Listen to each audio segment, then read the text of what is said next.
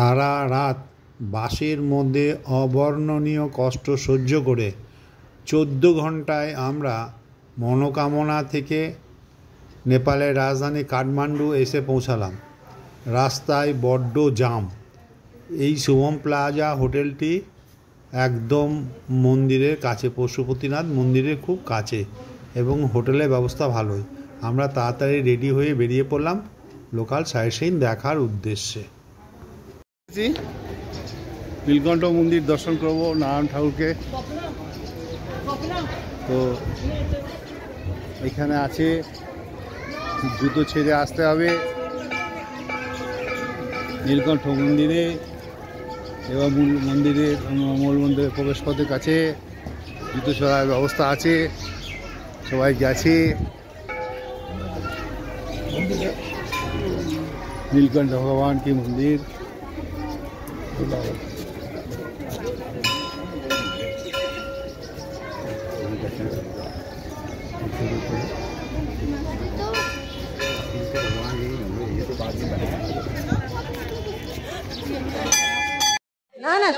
আমরা নীলকণ্ঠ মন্দিরে এসেছি।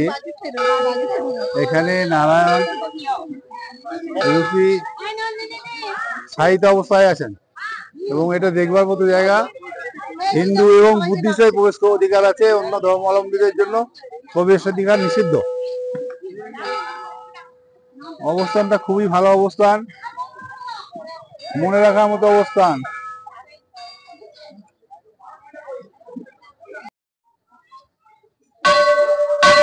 অন্যান্য মন্দিরের ন্যায় এটিও একটা বড় সড়ো মন্দির কমপ্লেক্স। বিভিন্ন জায়গায় বিভিন্ন মন্দিরের স্ট্রাকচার এবং নানা রকম দেবদেবতা আছেন, তবে বিশেষ করে সাহিত্য নারায়ণ শুধু এখানেই দেখা যায়। আমরা বিভিন্ন পজিশনে গিয়ে ছবি তুলছি এবং আপনাদেরকে দেখানোর চেষ্টা করছি। অল্প স্বল্প ভিড় আছে, খুব বেশি ভিড় নেই। পুজো দেওয়ারও ব্যবস্থা আছে, চাইলে পুজো দেওয়া যায়। তবে পুজো নিয়ে কোনো বাড়াবাড়ি নেই, পাণ্ডার অত্যাচারও নেই। যে যেমন পারে সে তেমনভাবে ঠাকুরকে দর্শন করছে, ঠাকুরের প্রতি শ্রদ্ধা নিবেদন করছেন। আমরাও ঘুরে ঘুরে দেখতে থাকলাম। খুব মনোরম পরিবেশে এবং সুন্দর ব্যবস্থাপনায় এই মন্দিরটি অবশ্যই দ্রষ্টব্য।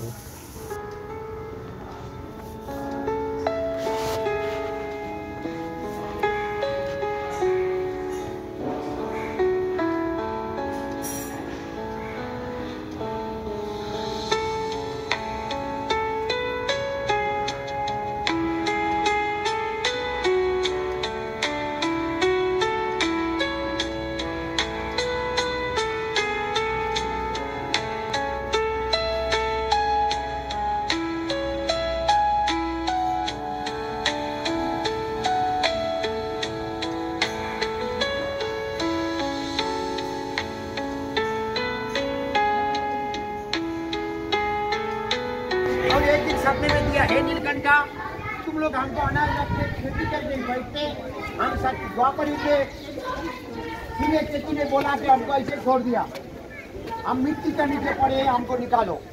ऐसे बोलने के बाद में नीलकंठ जी ने सबको खबर किया। कोई किसी ने भी भरोसा नहीं किया खेत में भगवान कहाँ होता है। उसके बाद में उन्होंने अकेला ही खुदाई किया, तो अपने जल के साइड में अपने भगवान के मुकुट में शिवलिंगा, और अपने बाकी में अपने भगवान का नारायण का स्वरूप मिले हुए हरिहर स्वरूप विष्णु भगवान का। और उसके बाद में सपने में जिस दिन खुदाई किया पूजा आके खाते ना हो गए। यहाँ पर आपने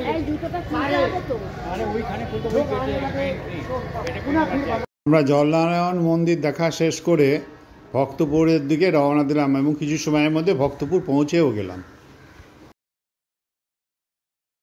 মিউজিয়ামে এসে গেছি আমরা। এখানকার এন্ট্রান্স ফি 350 টাকা। বাইরে দেখার মতো কি আছে আমাদের জানা নেই। আন্ডার রিপেয়ার চলছে, বিভিন্ন কাজ। লেখা আছে ভক্তপুর মহানগরপালিকা, ভক্তপুর মিউনিসিপ্যালিটি। সেটা এখন মিউজিয়ামে পরিণত হয়েছে। তো আমরা এখানে এসেছি দেখবার জন্য।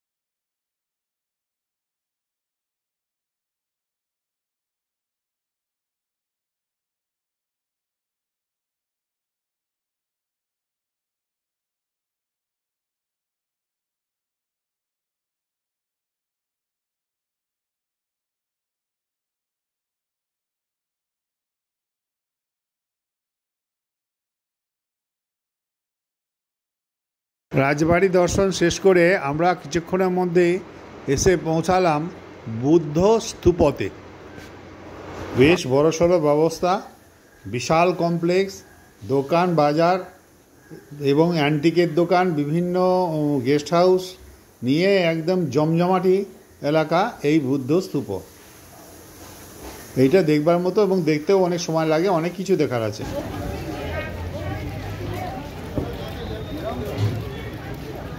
আমরা একটু বুদ্ধ স্তূপে এসেছি, কাঠমান্ডু বিখ্যাত বুদ্ধ স্তূপ।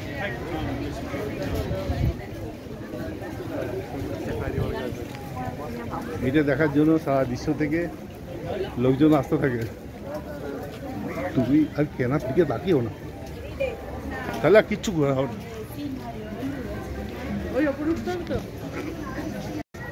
হ্যাঁ,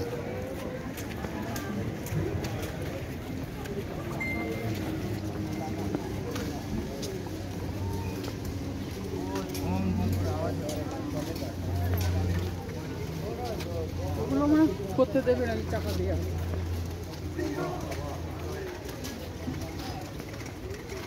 প্রেয়ার হুইল, প্রেয়ার হুইল।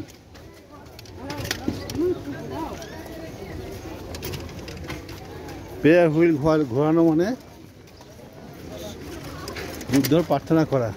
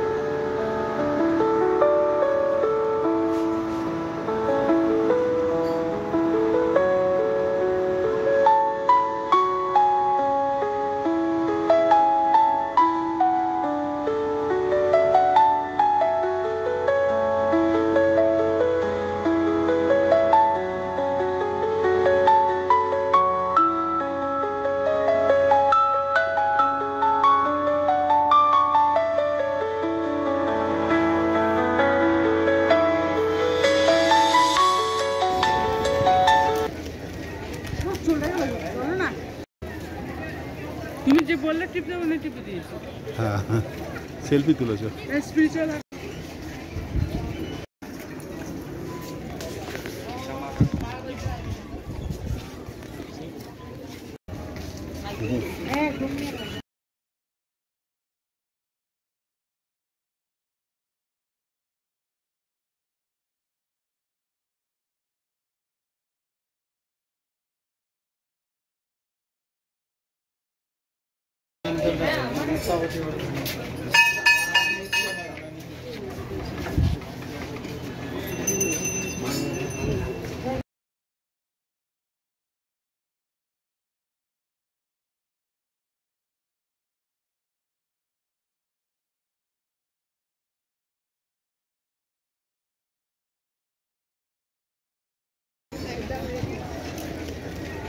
চলে গেল চলো না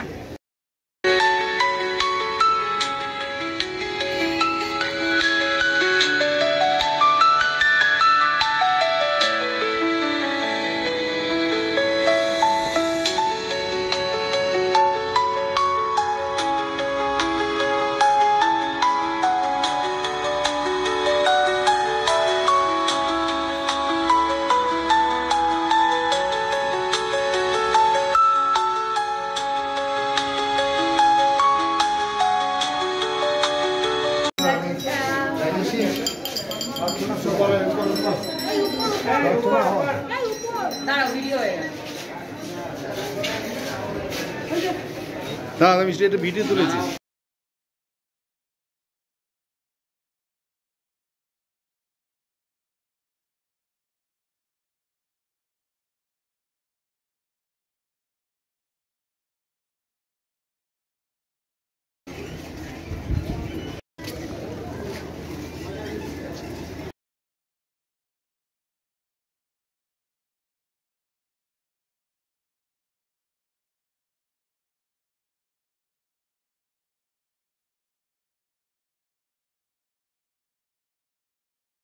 গ্রুপ ফটো তোলা হচ্ছে। গ্রুপ ফটো তোলা হওয়ার পরেই আমরা এখান থেকে রওনা দিয়ে পরবর্তী আকর্ষণ স্বয়ম্ভূনাথ।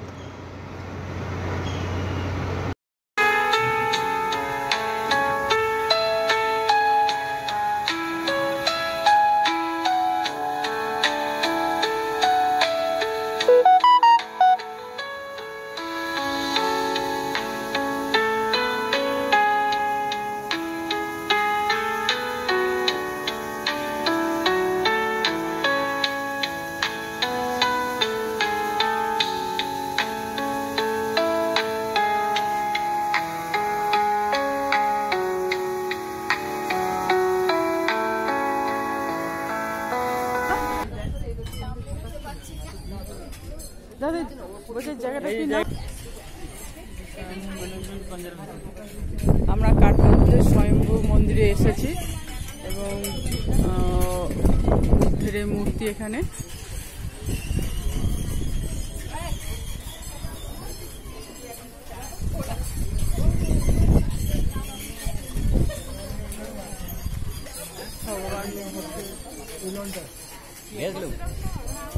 Guys, look, don't control thing. Guys. देखिए.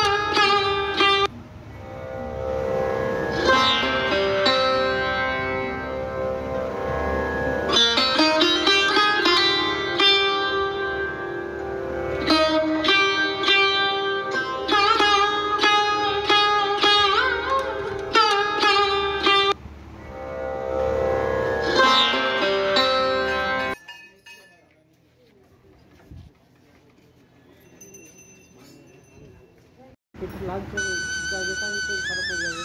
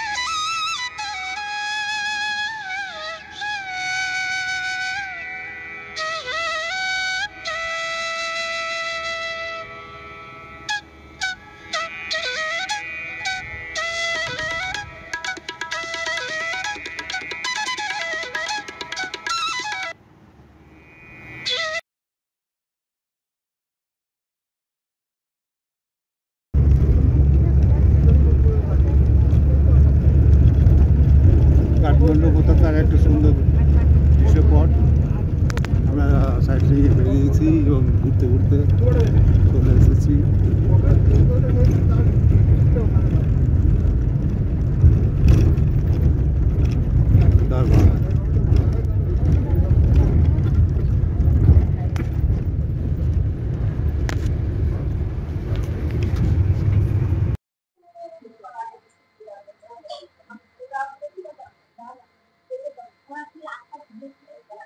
আমরা এসেছি নাগরাকোট। নাগরাকোটে এসেছি সানসেট দেখার জন্য। কাঠমান্ডু শহরের সর্বোচ্চ শৃঙ্গ এই নাগরাকোট।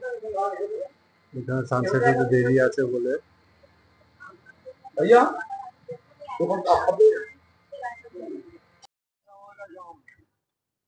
নাগরাকোট, এখান থেকে ওই সানসেটটা দেখা যাবে, তার জন্য একটা বেদি মতো করা হবে। সেই বেদির ওখান থেকে আমরা সানসেট দেখব। এখন সূর্য মধ্যগগন, সানসেট হতে বহু দেরি আছে। ততক্ষণ আমাদেরকে এখানে ওয়েট করতে হবে। এখানে হাওয়া আছে এবং ঠান্ডাও আছে, কিন্তু আমরা না কোনো সোয়েটার এনেছি না কোনো শীতবস্ত্র এনেছি।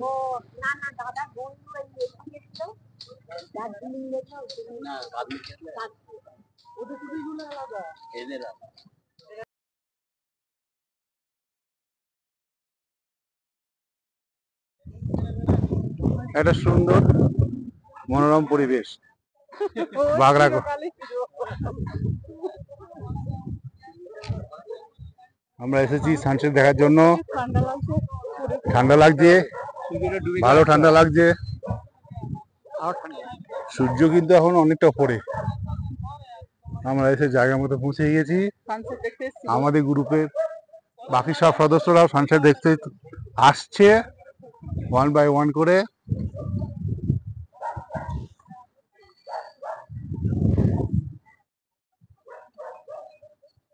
লাহা বাবু ঘুরে বেড়াচ্ছেন। এইদিকে আবার তাকান তো, লাহা বাবা বৌদি। হ্যাঁ, আর যা উঠছে ঠিক আছে, হাওয়া দিচ্ছে। ঠিক আছে, আমি ভিডিও করছি। দিদি, এই যে ডাক্তারবাবু, ডাক্তার এদিকে আসুন একবার। একটা ছবি তুলছি, ভিডিও তুলছি। আমরা নাগরকোটে এসেছি সানসেট দেখার জন্য। একটু একটু ঠান্ডা লাগছে, হ্যাঁ, এবং সত্যি অপার্থিব একটা পরিবেশ। দাদা চলে আসুন। আমরা এখন নাগরকোটে এসেছি সানসেট দেখতে। এখানে ছোট্ট একটা জায়গা, পাহাড়ের চূড়ায়, যেখান থেকে কাঠমান্ডু দূরত্ব প্রায় 20 কিলোমিটার।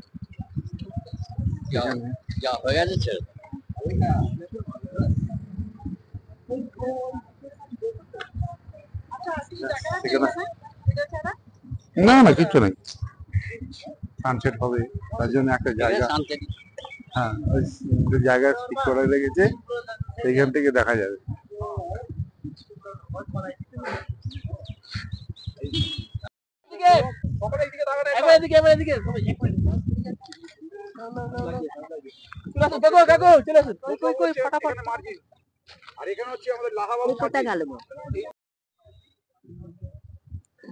কিছুক্ষণের মধ্যেই সানসেট হবে।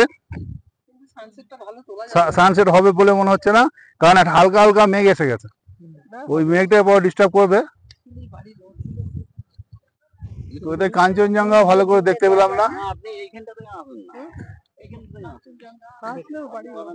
কালকে কাঞ্চনজঙ্ঘাটা দেখবার জন্য আমরা যাব মাউন্টেন ফ্লাইটে। দেখা যাক কাঞ্চনজঙ্ঘা দেখা আমাদের সৌভাগ্য হয় কিনা।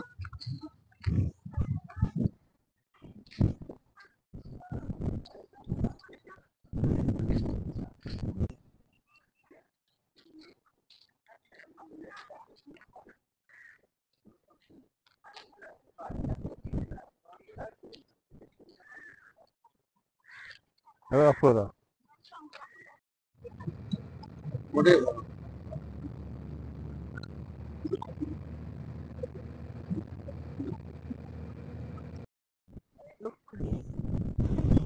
ওটা তো মেঘের মধ্যে ঢুকে গেল। সানসেট হলো গো, ঠিক টাইমে মেঘটা এসে হাজির হয়ে গেল। যা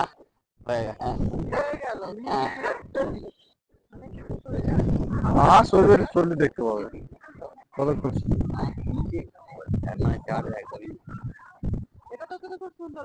দূরে দেখা যাচ্ছে পুরো কাঠমান্ডু শহরটাকে, কিন্তু আবছা।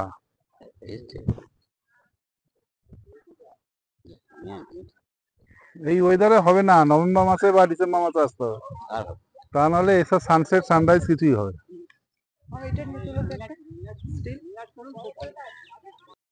সানসেটও মেঘের আড়ালে হয়ে গেল, আমরা সানসেট দেখতে পেলাম না। তবে পরিবেশটা খুবই মনোরম, হাওয়া দিচ্ছে, ঠান্ডা ঠান্ডা লাগছে। যে যেমন মতো নিজের মতো করে সবাই ঘুরে বেড়াচ্ছে, ছবি তুলছে। দূরে অনেক দূরে পাহাড় শ্রেণী, আর আমরা একটা অন্য পাহাড় শ্রেণীর মাথার উপরে আছি। সেখান থেকে কিছু গ্রামের দৃশ্যাবলী দেখা যাচ্ছে। একটা জয়েন্ট আমাদের ফটো তোলা হচ্ছে, সেই ফটো তোলার মধ্যে সবাই জয়েন্টলি এসে হাজির হয়েছি। এই ফটো তোলা শেষ হয়ে গেলে আমরা একটু ঘুরে ফিরে আবার এখান থেকে রওনা দিয়ে দেবো পরবর্তী দ্রষ্টব্যের উদ্দেশ্যে।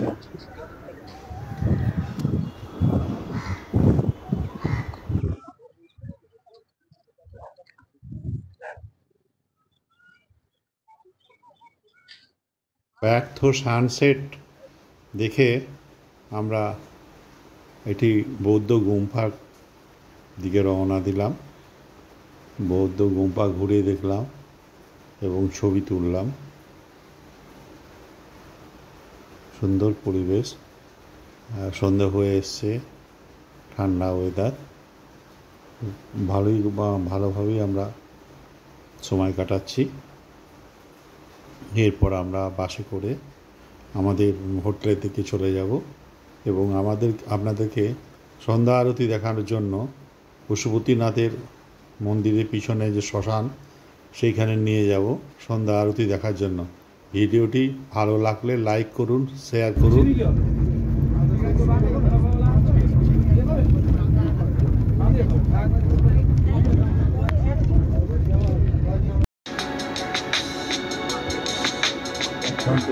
একটা সুন্দর